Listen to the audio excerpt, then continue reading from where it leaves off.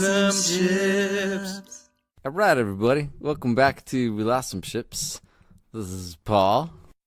And Bryce. And today we have some out-of-state guests. We have James. Yeah, hello there. Yeah. Man, what a great radio voice. Great radio voice. And, They say I not have necessarily a great radio face. Does that mean I have a face made for radio? Exactly. That's right. Nah, man. As I was saying, his profile photo on Skype he was wearing a wife beater. So, All right, well, at any rate. Yeah, is there anything, doesn't it have to be like white and stained to be a wife beater? That's true. It was black, so it wasn't really wife beater. It's just a muscle shirt. But anyways, actually, today we have our first married couple, because it's actually James and Erica. Hello. So, that's right. There she is. So are you going, hiding in the background. I'm also the first male guest you've had, right? Oh, that's a good point. Whoa. You are. Oh, man, you guys, and not only that, but this is also the first time we have two male guests, because we also have the dog Cloud. No, that's she's We're actually breaking all female. sorts of Female, boundaries sorry. today. I meant to Glass say female. ceilings. Glass ceilings, So that's right, man. I kind of expected you to say that we were an expert married couple. And you are. Oh, yeah. Yes, you meant figured to it all say out, that. right? Yeah. Actually, I it's calculated that we are because, Malcolm Gladwell said that you need 10,000 hours of something to be an expert, right?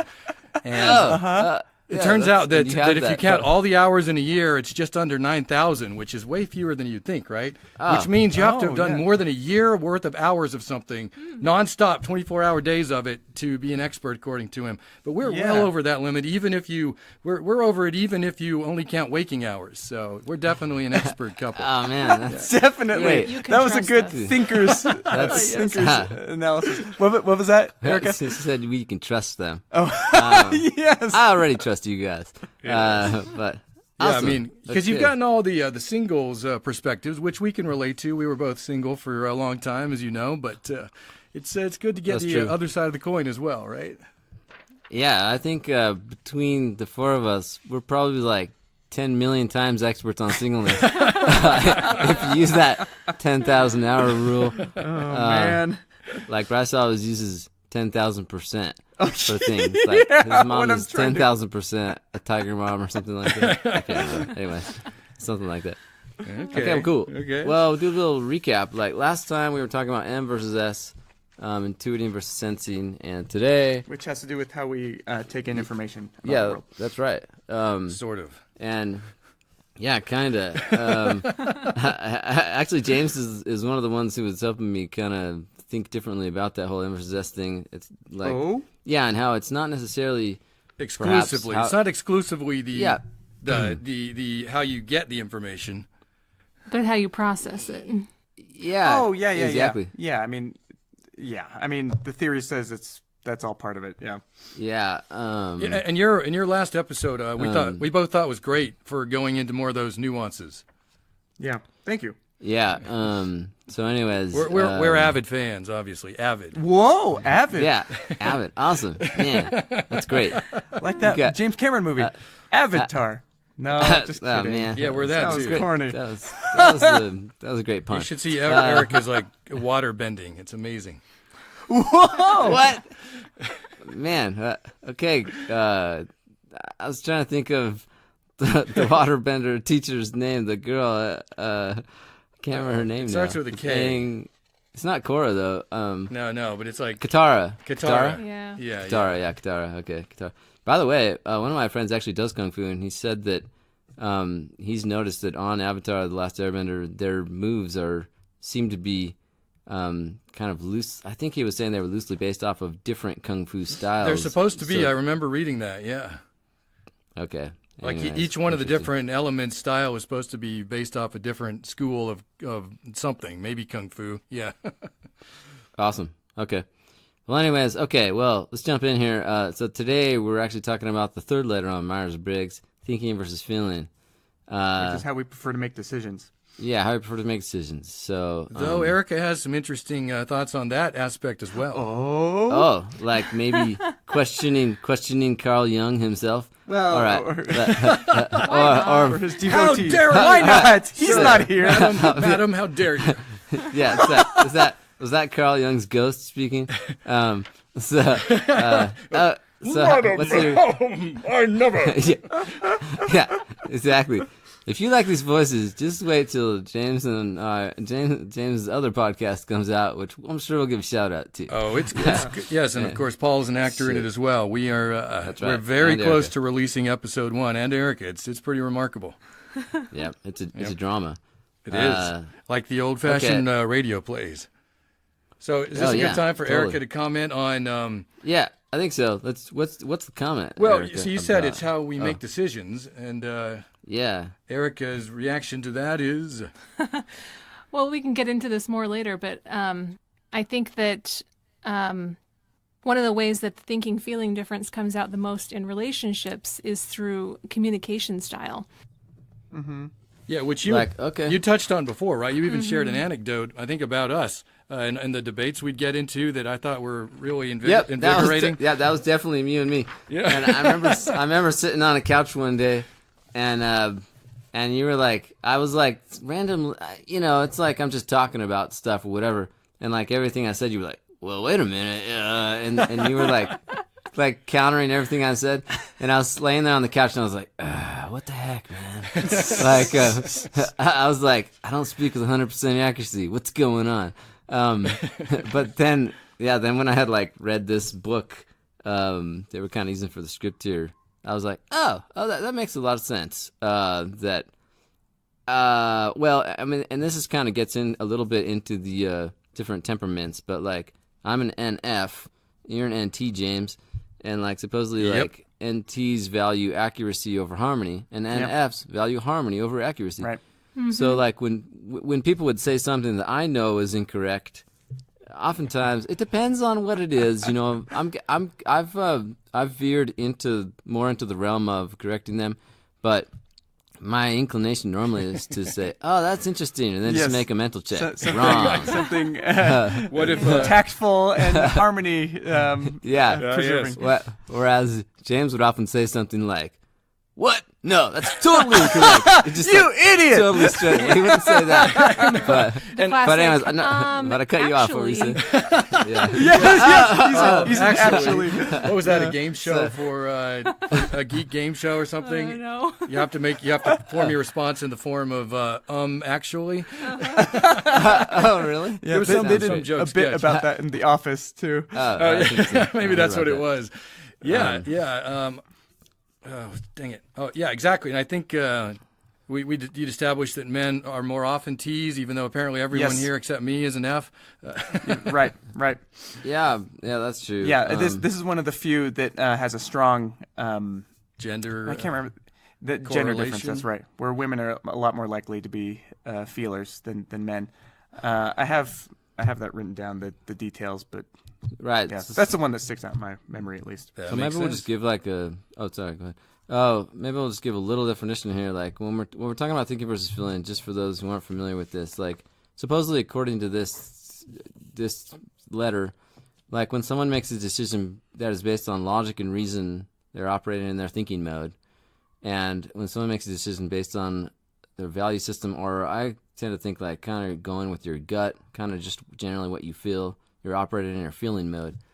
So like what I've experienced with this, for example, is that, if I'm trying to make some decision, especially if it's like a hard, big life decision, even if I sit there and make like a pros and cons list and think it all out in my mind, in the end, my tendency is to just go with what I feel better about, even if logically it seems very clear that one maybe on paper would seem to be the better option.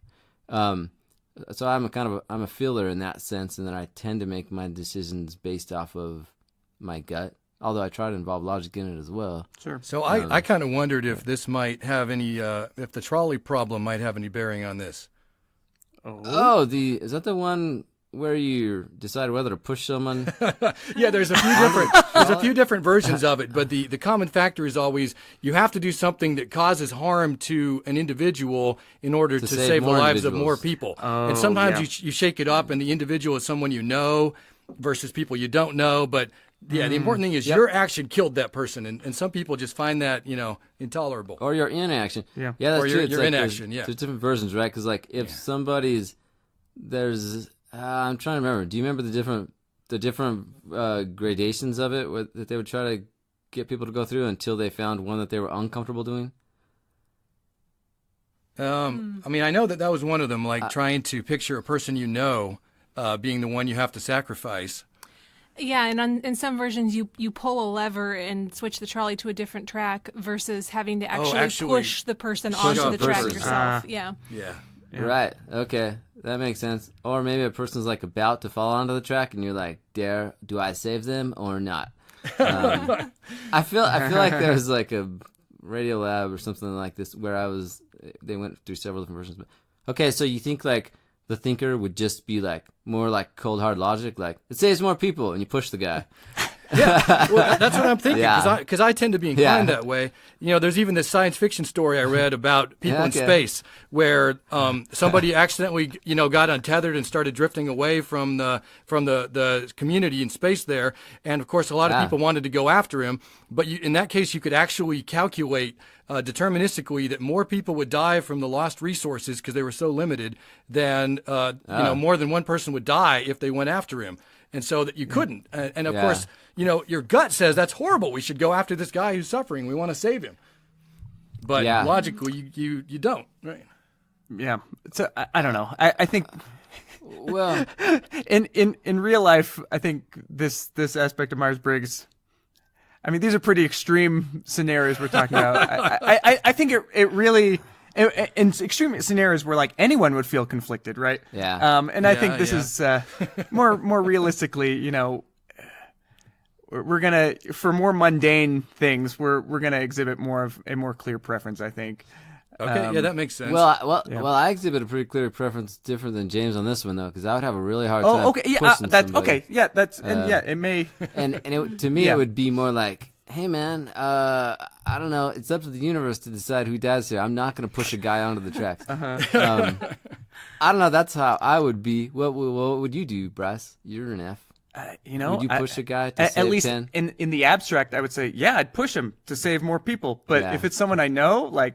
Then it's more difficult. Yeah. So I don't know. But again, that's like such an extreme example that like it is extreme. Regardless of where you are on the spectrum, you're probably going to feel conflicted about it. Except James, apparently.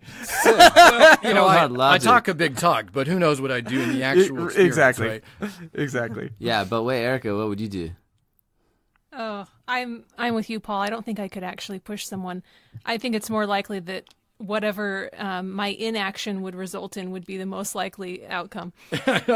Yeah. So I guess what I'm saying is I don't think this is a useful example for teasing out the differences. That's what I'm saying. Okay. That's a very non-feeling, non-harmony thing of me to say. That's fair. Well, I will also say, just to give the lawyer's perspective, I know that if you don't do anything, the law doesn't have any hold on you. Because there's no like duty to act. There's no good Samaritan law, like in that last episode of Jerry Seinfeld. Seinfeld, yeah. Yeah, there used to be good. That's right. Yeah, like the final episode, right? Right. There used to be good Samaritan laws. Generally, I think, as far as I know, in most or all states, they've been abolished. So even if you like see someone about to die, you don't have to act. The law doesn't make you act. But okay, so it's safer. If you did. Yeah, it's safer legally. Like, I think, I'm not sure, like, maybe this is a settled question. I don't practice criminal law, so I don't really know the answer to this, but I'm not entirely sure if, like, you pushed someone and they died, but you saved 10 people, whether you're, whether you might still be guilty of murder. That's a good point. That is a good point. What about if all you did was change the track with a lever? Yeah, that to me seems like a more clear thing that the law probably would have. And my guess is that in either case, a jury's not going to find you guilty if they're like, well, the thing that they were trying to do was save more people, and so maybe. I'm guessing you would be fine. I mean, these are complex nuances, and of course, Bryce would say this has no bearing on the subject at hand, but fascinating stuff. It has limited bearing. I would say no bearing. Yeah. By the way, go ahead. Oh, go ahead. I was going to say, to get back to communication, though. So wait, Erica was saying something about how the thinkers and feelers kind of communicate differently, kind of thing. I did. One of the things I remember reading about was that thinkers will tend to use the word think, and feelers will tend to use the word feel more. So, like, for instance, when you're talking about your decision, like, they'll be like, what do you think about this? And a thinker will ask that, what do you think about this? And the feeler will be like, well, I feel like, and I notice my tendency to do that, or when I'm talking about decisions or whatnot. So that's one. That totally makes sense. way. And something else that occurred to me in addition to like the aforementioned how you make decisions, and this goes back to the communication difficulties. I have, come to realize over the years that just because I find the debate interesting and I think I'm right, or even just like to play devil's advocate or bring up the contrarian viewpoint or whatever. Those are very much thinkers' qualities. I'm sorry. Maybe, sure. Yeah. In fact, go on. I was just talking to my brother about this. He didn't even know about Myers Briggs, and he was bringing this up, how this was causing him problems with relationships with girls. And I said, yes, it's because you're a really strong T like me, and these girls are F. Is this Phil? Yeah. That's Phil. right. Awesome. That feels like disharmony to a feeler, especially a strong feeler. It does, especially when you're not aware of that's what's going on. And that's exactly. Yes. Yes, exactly. Okay, Eric, I was just going to say the same thing. By the way, well, in a relationship context, I think that the awareness is completely key on both sides of that communication. Right. I feel like this goes right along with this cartoon at the bottom here, where the thinker is saying to the F, "Now don't take this personally," and the F is running away. Sort of like the old "no offense," but you're right. Yeah. No offense, but that was horrible. But Erica, you got cut off in What I was trying mid-thought. to say was, I've realized just because I it guess we're doesn't not going bother me or wouldn't bother me if someone said that to me. Doesn't mean that I should say it to them. The whole golden rule thing is, or not the golden rule, the next step up, the platinum rule or whatever. Do unto others as they would have you do unto them. Yeah. Right. Yeah. Right. Yeah. Erica, did you have another thought that wasn't fully expressed? I feel like you got interjected. It's hard because I'm a lot louder than she is, and I'm trying to not drown her out. James is also there's four an of E and us. I'm an I, so. Okay, there's three that's extroverts here. Yeah, and one introvert. So Erica's going to get shut out a lot, Unfortunately. unfortunately. Everybody wait. And Cloud hasn't said anything. Cloud hasn't said But anything. If I knock on this. Wait, okay. So what are your two types? There we go. Cloud bark. Awesome. It's because she's a pea brain and she can't tell that I knocked on the door upstairs and not the front door. Oh, okay. So now she's like trying to save you guys from the intruder. She's very difficult that way. Right, I think James is ENTP. No, what have I unleashed? And I know. And Erica Let me go is put the kibosh on this. And She'll I think stop. Erica's INF. Yeah, we are in INFJ, fact yeah. exact opposites except for that oh so crucial N. Yeah. Yeah, right. Which is, of course, what we talked about a little bit about that last episode. How that's important. That's important for communication as well. The N versus S. Yeah. But are there other ways that you guys think the thinking versus feeling affects communication, other than T's are more?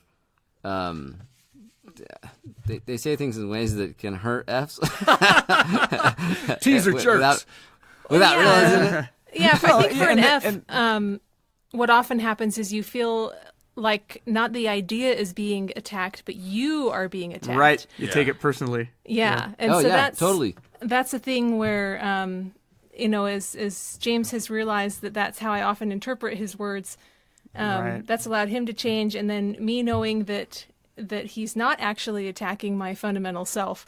It helps me to understand. Being the way he married communicates. has helped me get better at this, like way more than the rest of my life, up to date for sure. Sure.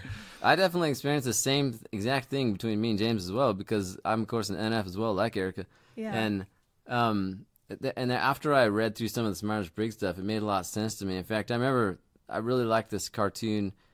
It was an N cartoon about the N versus S, but it was like two guys arguing, and then they were like in a heated argument, and at the end they shook hands and said, "This was great. Let's do this next week." And I was like, I hate that kind of thing. But so I finally got to the point where, because James and I were roommates for a while, and I finally got to the point where I recognized that, okay, this is what's happening. This is what's happening. I could say like, "Hey, okay, James, like I'm not, I'm just like taking this personally, even though I know I shouldn't be. I need to chill for a little bit." And then it was like fun. Yeah, I noticed that, and of course I tried to take your F into account more too. Myers Briggs helped us both, I think, in that regard. Mm-hmm.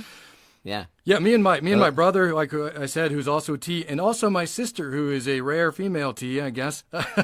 Yeah, you get me in a room with those three when they're debating, and if I don't walk away with hurt feelings, it's a miracle. I know. I feel uneasy whenever a lively debate kicks off, and I see her over there. I'm like, ooh, and I start trying to steer the conversation away from sensitive subjects, and but the three of us can just go at it, and we love it, and we're like, and then we think of more things and want to come back again, and it's a very different experience.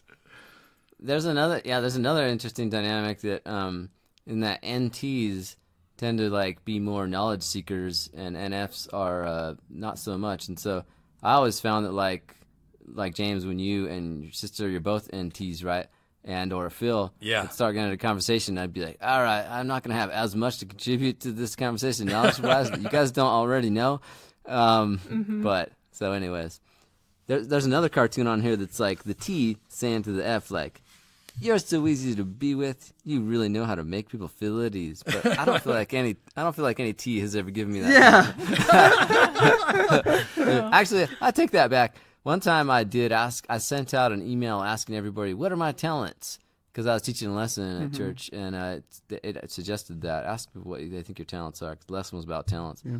Actually, I think, James, you might have said something like that, so I take that back. But that's true, right? So, I mean, none of these types is like truly better than the others. They each have pros and cons, right? So I think you're maybe more open to like discussing, well, what are the actual like real world like implications? Yeah.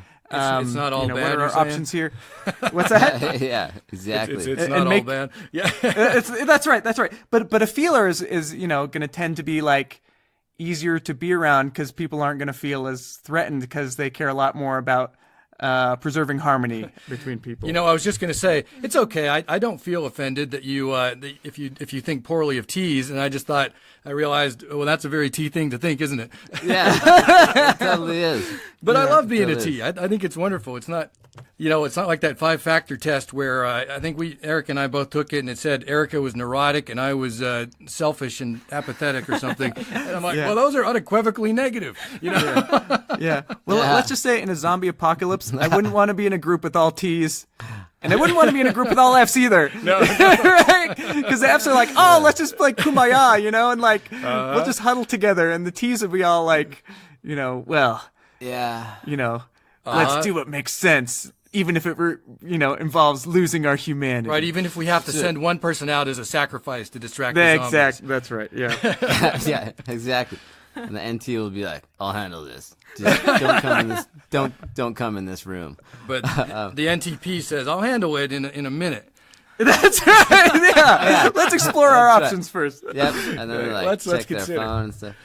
Well, we could do it this way. We could do it that. Really quick before you go on, the thing that has also occurred to me about T's and F's is, and this is yet another, I suppose, praise about F's versus T's, but they seem to be in general better at empathy, at understanding how what they're saying might make someone else feel. Yeah. Yeah, I would say that's one of the things they're mostly thinking about is, I think they're more aware of it.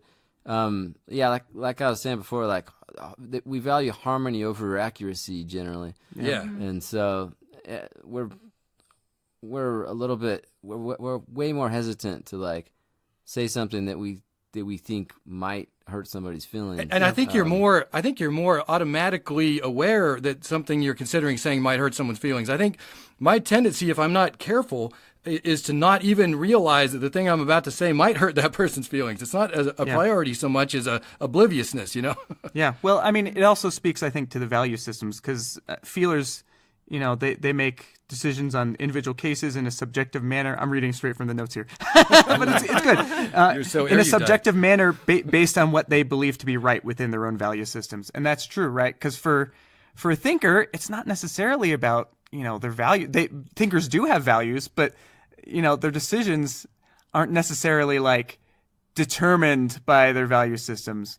Whereas for a feeler, like acting within what other people prefer to be treated, for instance, could be a very strong core value of theirs, which I've actually encountered in this recent job I've started. It's way too salesy. It's more salesy than I wanted, and I'm terrible at sales. And one of the reasons I'm terrible at sales is because you got to be kind of, a little bit forceful. I mean, it doesn't have to be slimy, but it is definitely a little bit like. But it helps. A little bit forceful to like kind of push people in one direction or another. And like my feeling side is like, that is not who I am. That is not my value. I want people to make their own decisions. I don't want to be the one, strong arming them in one direction. Whereas for other people, because, sales is like strongly male dominated, and, some of my other coworkers like don't have any qualms, and I'm sure they're more T than I am. Of course, I hate sales too. I think mainly I just find manipulating people boring, though. So not because it's immoral in your values. Is that true, or you're just joking around? I'm partly joking. It's partly true. I think I do have some qualms against the door-to-door sales of burglary scares and what have you. Right. I know, man. I hate that kind of stuff. Yeah, some guy came to our house trying to sell pest control the other day, and he was trying to scare us about the webs up on in our he's patio. just doing his job. I was like, I wanted to go out there and be like, we're actually trying to start a spider farm, so sorry, man, we don't need poison here. Afterwards, we also thought of saying, we're trying to get rid of pests. Yeah, Starting with you. Glad we didn't say that. we have my that in feeling common. side would have felt bad about that. Right, you and I, we're not so different, are we? We have the same goal. Erica has a pretty good thing she says sometimes in these sorts of... My secret F weapon against salespeople is to make an absurd values-based proclamation. I don't believe in pest control. I believe it's ecologically destructive, or I have a moral objection. I have a moral objection. You're a Jane. They believe in not harming any living thing. Exactly. Even insects. Except she's not doing this in any particular, based on any particular actual philosophy. She's completely flexible just to get whoever it is off their back. Yes. Like didn't the solar power people come at you once? Oh yes, I told them I had a moral objection to solar power, and they hung up on me. Yeah, which is kind of absurd, right? Who has a moral objection to solar power? But they don't have an answer for it. They don't have an answer. Yeah. You can't argue against someone's value system. Yeah. Right. That's awesome. But if I was that salesman, I would probably want to talk more, because I'd be like, "What? Right? Can I know more about this moral objection?" I know I wouldn't make the sale, but at least it would be fun. Sure. Well, let me ask you this, James. Like, axe. Pronounce it axe. Let me ask you this, James. Like when you're talking with somebody, though, if you made some statement that was incorrect, you would probably prefer to be corrected so that you know the correct thing. Ultimately, right? I mean, of course, I got an ego like anyone else, and I want to be right. But I do like learning new stuff enough that it often overcomes that, and I think I've gotten better at that as well over the years. Okay, interesting. There was this, when I was reading Ben Franklin's autobiography, I remember he was talking about how when in his youth he felt like he got to a point where he was being a little bit bullyish towards other people and correcting them about things, and then he started using this different approach of saying, and just prefacing it with like, I might be wrong, but I think, and then he would say the statement, and that would be accepted like way more easily by people. Yeah, that's true. I admit I kind of tend to lead with that. In fact, I'm an engineer, and I work primarily with software on the lower level side of things, if that means anything to y'all. But it means I deal with hardware engineers a lot who are doing firmware and electrical engineering. And it's like this age-old kind of like battle between both of these two camps about whose fault anything is. We always assume it must be those electrical engineers that screwed something up, the hardware engineers, and they immediately assume it must be some software that screwed it up. But often enough, it has been my software that was screwed up that I always go into it now assuming it probably is my fault and saying, and hedging like crazy, even when I'm accusing them, essentially. Exactly. Yeah. Yeah. Interesting. That's awesome. Well, that's good that you've learned. I've learned as well. Like, of course, I'm an attorney, and a person who is easily offended it's kind of a weird career for me to be an attorney, because when you're talking with other attorneys, they're trying to point out the flaws in your arguments all the time. And that's actually still challenging for me. Though I practice patent law, so most of the times it's all in writing, and so there's like 3 months between every exchange. 3 months for your hurt feelings to subside. Exactly. Yeah. No, exactly. Like I'll get an office action from an examiner. I'll be like, this is a stupid office action, and its rejection is horrible. But then 3 months later, then I write a written response, and I'll also think on that day, this is a stupid thing that the examiner did. But then I won't think about it for another 3 months. So do you think the half-life of recovering like that is a FT thing, or is there a further gender component? Because I remembered hearing this podcast where they were establishing that it takes women a lot longer for their emotional state to shift, typically. Yeah. Probably. Yeah. I mean, again, and we've said this before, but like personality is not the only thing that like explains why a person is the way they are. It's Of course. it's a factor, absolutely. But yeah, gender, culture, birth order, your family of origin, all that stuff. Yeah, I remember you bringing that up before, James, just in personal conversations where we talk about how when a husband and wife are in an argument about something, when it's resolved, in the guy's mind, it's instantly okay. It's kind of like how two guys can get in an actual like fist fight, and then be over it and be like, all right, man, whatever, let's be friends again, instantly. And the wife will still be mad at the guy after it's resolved because her emotions are different. And I mean, in fact, a lot of guys have the experience where their wife had a dream about them doing something that they didn't like.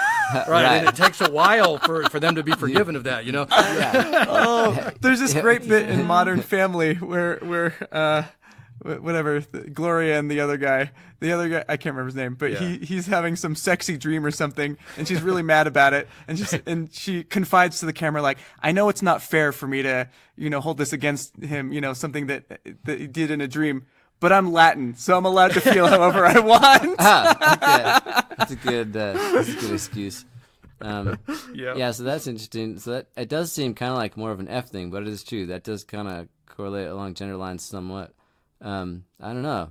And I don't think that's because females tend to be Fs more either. That seems to be more like a biophysical thing. Yeah. To some extent. But So I was going to say, before we finish, even though it's out of order, I do want to like read through these like practical examples. Oh, please do. We don't have to do this right now, although we are kind of. let's do it though. Okay. Yeah, do it. Okay. So James, do you research a product via Consumer Reports and buy the best one to meet your needs? Yes, but so does Erica. Well, and Yeah, when I'm feeling and I do lazy as well. about it, I just make James do it because I know he'll do a good job. Yes. Oh yeah, that's true. Okay, and That'll do an amazing but job. Erica, how about do you ever buy something because you like it simply? Oh, well, that's why I buy many things. Okay, that's okay. more of a feeling thing. Okay. Yeah. This one goes back to the train thing. Do the right thing, whether or not we like it. That's the T thing. That's like James, like, I'm sorry, I have to push you onto the train, and then you push him.